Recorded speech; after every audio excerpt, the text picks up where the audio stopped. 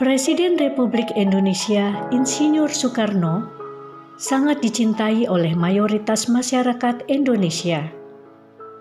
Ia dijuluki dengan Bapak Proklamator maupun Bapak Bangsa Indonesia yang menginspirasi rakyat Indonesia dalam perjuangannya memerdekakan tanah air Indonesia dari penjajahan bangsa Belanda maupun Jepang.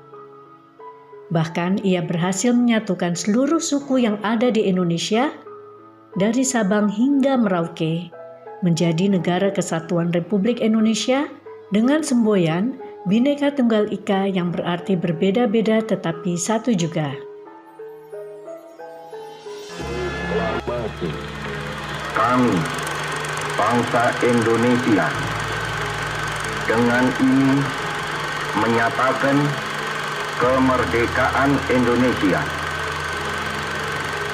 Hal-hal yang mengenai pemindahan kekuasaan dan lain-lain diselenggarakan dengan cara saksama dan dalam tempo yang sesingkat-singkatnya.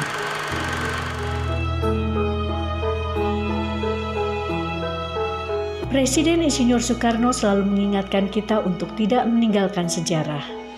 Dan di kota Bandung ini, banyak kenangan peninggalan Soekarno yang kita jumpai dan masih dilestarikan sebagai cagar budaya. Seperti slogan yang selalu dilontarkannya tentang kota Bandung ini, yaitu, "Hanya ke Bandunglah aku kembali kepada cintaku yang sesungguhnya."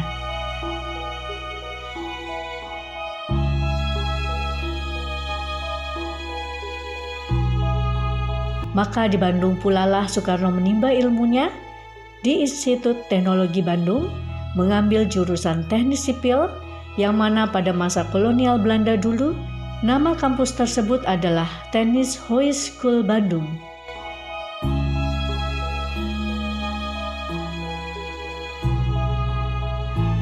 Selain menimba ilmu di Bandung ini, Soekarno memiliki kekasih yang membantu dalam perjuangannya, yang kemudian dijadikan istrinya bernama Inggit Garnasih. Kita dapat melihat peninggalan rumah Soekarno bersama istrinya di Rumah Mungil di Jalan Ciatul nomor 8 Bandung. Rumah ini menjadi saksi perjuangan Soekarno bersama istrinya dalam merintis kemerdekaan dengan berbagai tantangan melawan penjajah Belanda. Bahkan dalam perlawanannya, Soekarno pernah dijebloskan ke dalam penjara. Sejak bulan November 1997, rumah kenangan Soekarno di Bandung ini diberi nama rumah bersejarah Inggit Garnasih. Dan jalan menuju rumah tersebut semula bernama Jalan Ciatul diganti menjadi Jalan Inggit Garnasih. Bangunan ini telah ditempati oleh Soekarno dan Inggit mulai dari tahun 1926 hingga 1934.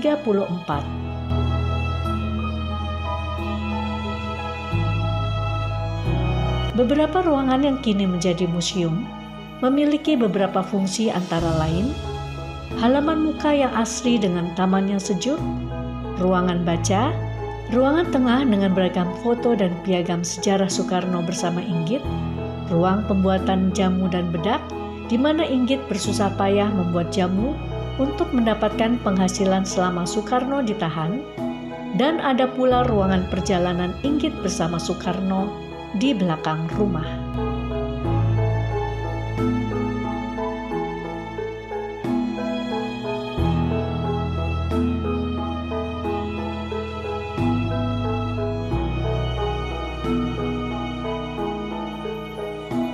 Saya sebagai juru pelihara sekaligus pemandu rumah ini.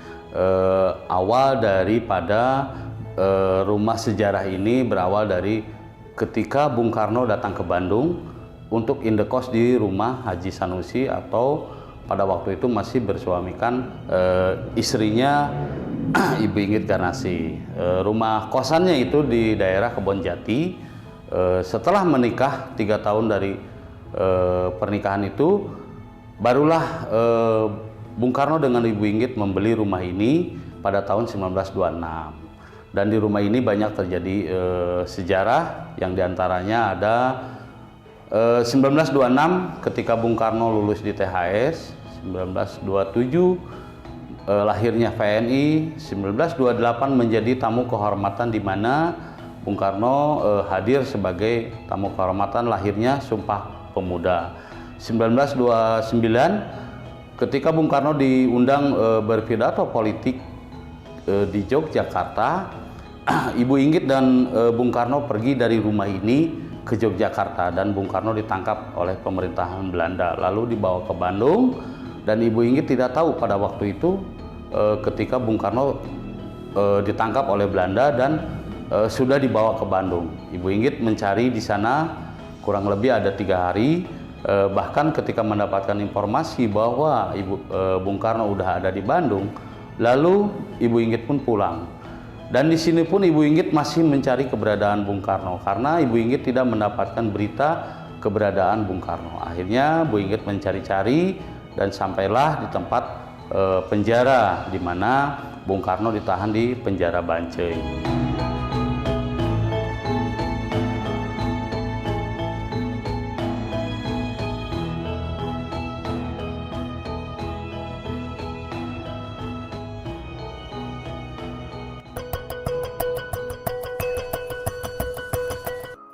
Masa perjuangan Soekarno dengan Inggit Garnasih sangat mengharukan. Bahkan Soekarno pernah dibuang ke Bengkulu maupun di penjara Bancai, Bandung oleh Belanda. Namun Inggit selalu setia mendampingi Soekarno. Mendengar nama penjara Bancai di Bandung ini, jadi bikin penasaran untuk datang ke sana dan menyaksikan seperti apa suasana dan bangunannya saat ini.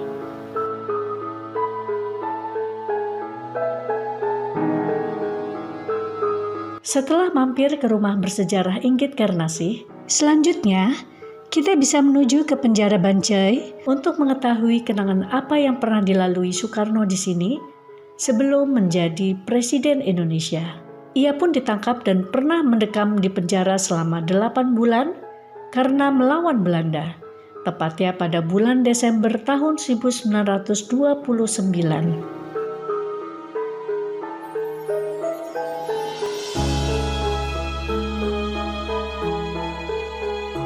Ruangan sel yang menjadi tempat penangkapan Soekarno adalah sel nomor 5 dengan ruangan yang sangat sempit, yaitu hanya berukuran 2,5 kali 1,5 meter. Di dalam ruangan tersebut, tersedia kasur lipat dan juga toilet kecil yang tidak permanen. Dan pada dinding terdapat jendela ukuran kecil untuk memantau penghuni dalam sel. Penjara ini terbagi menjadi 2 jenis ruang tahanan. Pertama untuk menahan pelaku pribumi yang berbuat kriminal berada di lantai bawah, dan bagi tahanan politik ada di lantai atas. Dan pada tanggal 8 Agustus tahun 1930, Soekarno membacakan pledoinya atau pidato pembelaan untuk menuntut haknya kepada Belanda. Peristiwa ini disebut dengan Indonesia Menggugat, sesuai dengan judul pidatonya. Dan gedungnya pun masih ada dan diberi nama yang sama. Kutipan pidatonya yang terkenal adalah bahwasannya matahari bukan terbit karena ayam jantan berkokok, tapi ayam jantan berkokok karena matahari terbit.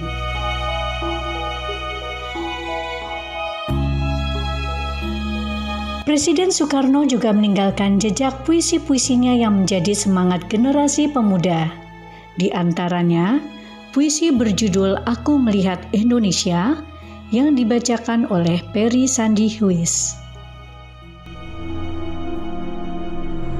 Aku melihat Indonesia, karya Bung Karno.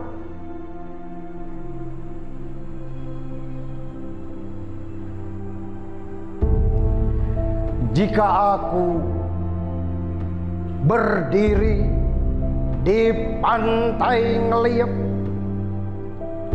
aku mendengar lautan Hindia bergelora membanting di pantai Ngeliep itu. Aku mendengar lagu sajak Indonesia. Jikalau aku melihat sawah-sawah menguning, menghijau, aku tidak lagi melihat batang-batang padi yang menguning, menghijau. Aku melihat Indonesia. Jikalau aku melihat gunung-gunung, Gunung Merapi, Gunung Semeru, Gunung Merbabu, Gunung Tangkuban Perahu, Gunung Kelebet, dan gunung-gunung yang lain, aku melihat Indonesia. Jikalau aku mendengar lagu-lagu yang merdu dari Batak, bukan lagi lagu Batak yang kudengar, aku mendengar Indonesia. Jikalau kami bukan bangsa yang pandir. Ada sebabnya aku mengadakan perlawatan ini. Aku ingin agar Indonesia dikenal orang. Aku ingin memperlihatkan kepada dunia bagaimana rupa orang Indonesia. Aku ingin menyampaikan kepada dunia bahwa kami bukan bangsa yang pandir. Jangan sekali-kali meninggalkan sejarah.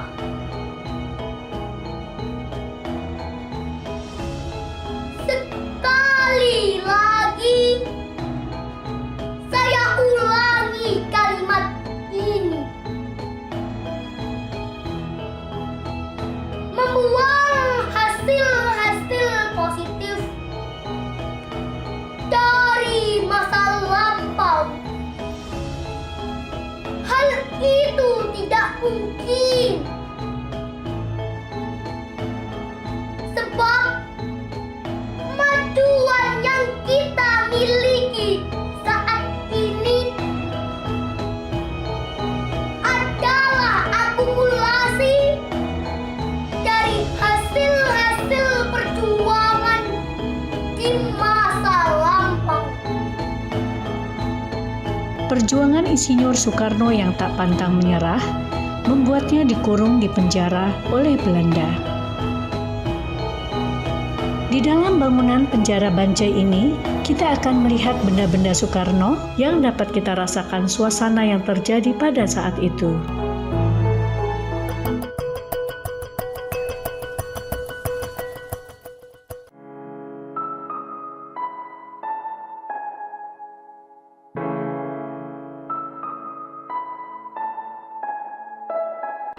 Ya, kebetulan di sini tempatnya saksi bisu bangsa Indonesia.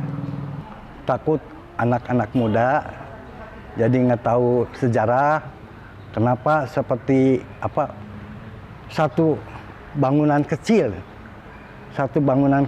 disangkanya kalau orang nggak tahu satu sel, padahal di sini tahanan politiknya ada 16 yang tahanan PPT-nya banyak seluas 1 hektar penjara Bancai yang dulu itu. Kenapa Bung Karno waktu itu ditahan di sini? Waktu itu beliau mendirikan PNI. PNI itu bukan laku partai, Perserikatan Nasional Indonesia, yang tempat berkumpulnya di rumah Inggit Karnasih di Jalan Ciatel, Bandung. Ya, waktu itu beliau di dalam tahanan juga di dalam, ya, kecuali buang air besar. Beliau dikeluarkan dari prinsip dari Belanda supaya beliau down pikirannya. Kalau tahanan politik nggak boleh dibunuh, kalau mati pelan-pelan silahkan, gitu kan.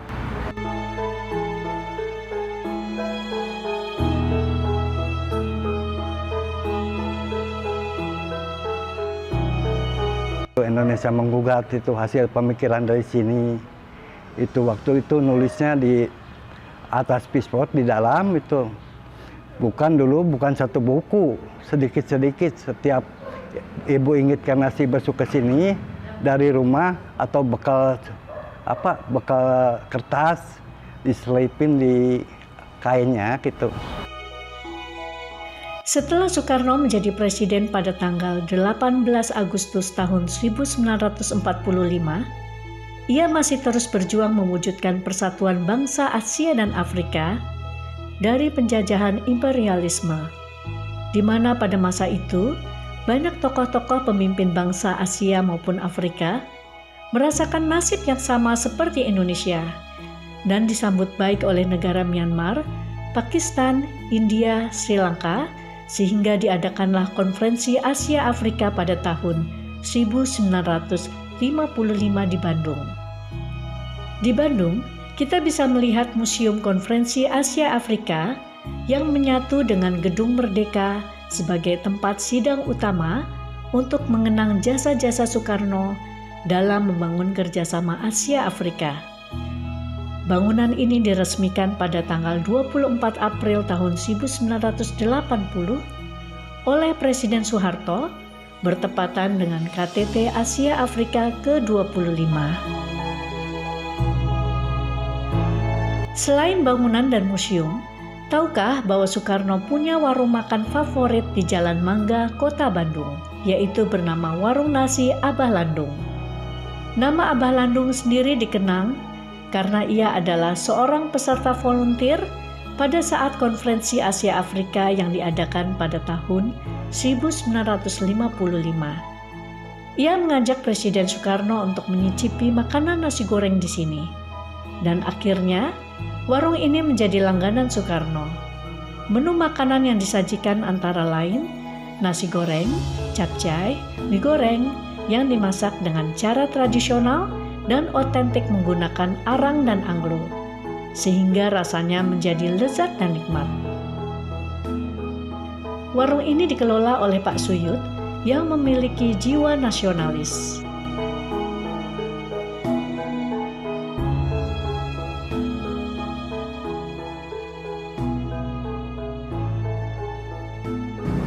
MKK atau Konferensi Asia Afrika diperbolehkan makan dimanapun mereka mau. Dan siapa yang membayarnya? Ternyata yang membayarnya itu adalah Bung Karno, dan uang itu diberikan ke Bapak Ali Sastroamijoyo. Dan saya cukup mengantarkan kepada warung-warung yang diambil, memberikan makan. Pada waktu itu kurang lebih sudah terkumpul kurang lebih 200-300 wartawan dari seluruh Asia, Afrika, dan Eropa. Nah itu makannya di warung, dan diantaranya ada yang makan di Jalan Mangga, dan pada waktu itu di Jalan Mangga penjualan bakmi dan nasi goreng itu masih dipikul. Jadi tidak ada warung dipikul semuanya. Dan mereka-mereka yang ada di sekitar Asia Afrika, sekitar alun-alun, makan cukup di restoran yang ada. Mau makan minum bajigur, makan solenak, atau sate dan lain sebagainya. Tapi dengan catatan hanya cukup dengan memperlihatkan ID, kartu panitia. Dan mereka mencatat, dan kemudian setelah dimakan sorenya atau besok paginya baru dibayar, begitu. Tapi keadaannya tertib. Pada waktu itu satupun tidak ada yang jadi semua tunduk kepada aturan, disiplin untuk mensukseskan jalannya Konferensi Asia Afrika, begitu. Dan secara kebetulan pada saya sendiri, saya Landung yang pada waktu itu sudah menjadi guru, dipanggil sama Bung Karno karena pada waktu itu musim hujan, maka Bung Karno minta pada pelaksanaan Asia Afrika tidak boleh ada hujan, harus terang benderang.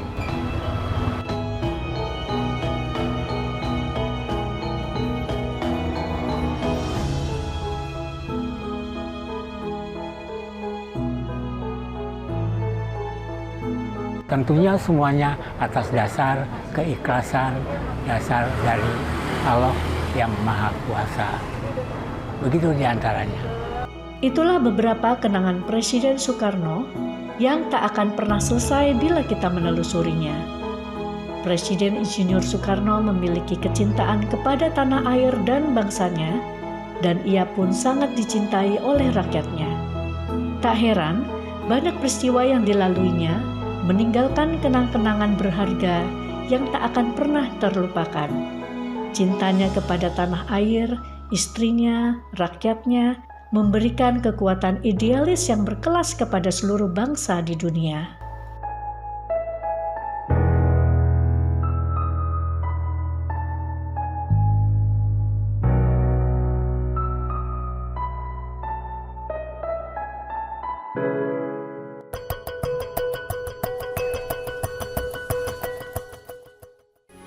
Metro TV. Jelajahi cara baru mendapatkan informasi. Download Metro TV Extend sekarang.